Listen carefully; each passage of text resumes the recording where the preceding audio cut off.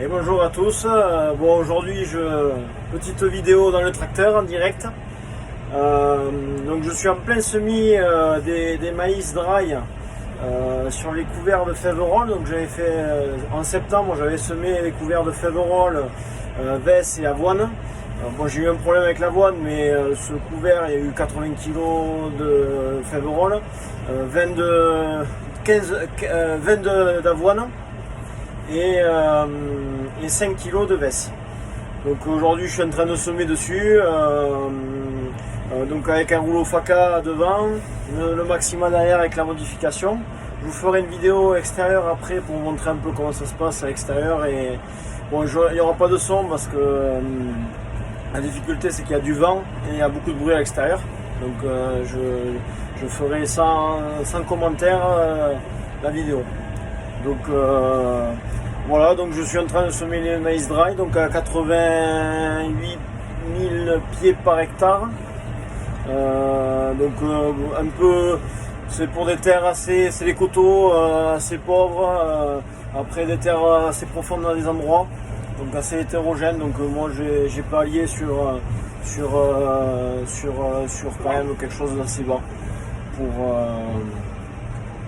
pour ne pas avoir de problème. Voilà le rouleau FACA devant, donc qui mâche, c'est pas tout à fait un travail d'hachage, ça coupe un peu la Féverolle. Bon après l'herbe et tout ça, ça ne fait pas grand chose. Cela je roule à même pas 6-7 km/h, donc pour essayer de limiter, enfin pour le semoir et pour essayer de limiter de bouger un peu de terre pour éviter des levées d'adventices. Donc ça me coupe des morceaux. La Féverolle, ça me la couche, donc ça me fait à peu près plat, c'est nickel. Et ensuite ça va finir de tuer le couvert parce que j'ai fait un désherbage avant à 2 litres hectare de glyphosate. Donc j'ai fait ça avant parce que la difficulté c'est que si on le fait après le semis, des fois avec un peu de terre qui a gros couvert, un petit régras ou quelque chose comme ça, des fois ça fait qu'il repart et juste après le semis et après le désherbage. Donc je préfère désherber avant le semis et après faire un rattrapage et un traditionnel désherbage sur la culture. En plus sur le maïs, on a du Mungsu Noxo encore cette année là, qui est un produit très efficace et qui nettoie vachement les terres. C'est pour ça que je le fais ici, parce que j'ai un gros problème de régras, on peut le voir sur la vidéo. Et moi pour vraiment limiter le régras dans mes parcelles, je joue énormément sur la rotation. Donc je ne le fais pas au GPS aujourd'hui parce que alors le rouleau FACA, la problématique c'est que ça déleste énormément l'avant et en fait le tracteur il tourne mais il tourne pas.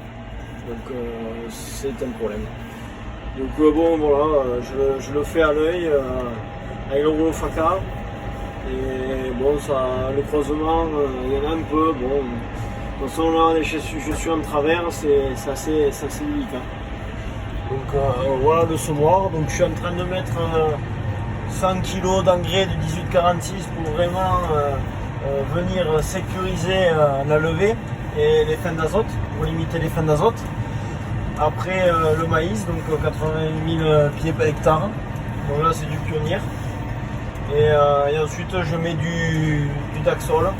Alors je vais essayer de faire de je crois que c'est du Daxol.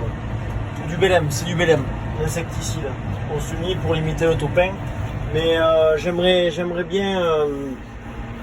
bien essayer, je vais faire un essai là pour pas en mettre, pour voir si sur les couverts justement le topin justement n'est pas présent peut-être. Donc j'aimerais l'essayer et voir.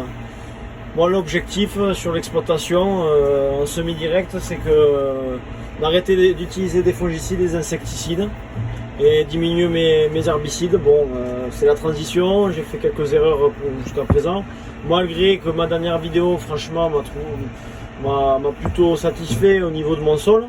J'ai été étonné. Donc j'étais plutôt content.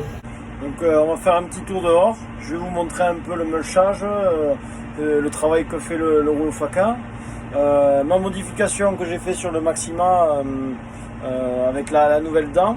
Alors j'ai enlevé les chasses débris parce que ça bourrait et ça se bloquait. Donc je vais vous montrer tout ça un petit peu et regarder et vous montrer comment j'ai placé la graine. Je l'ai mis dans le sec et ça fait un peu un entre-deux parce que c'est quand même difficile de garder une bonne profondeur de semis homogène, mais tout est à peu près recouvert.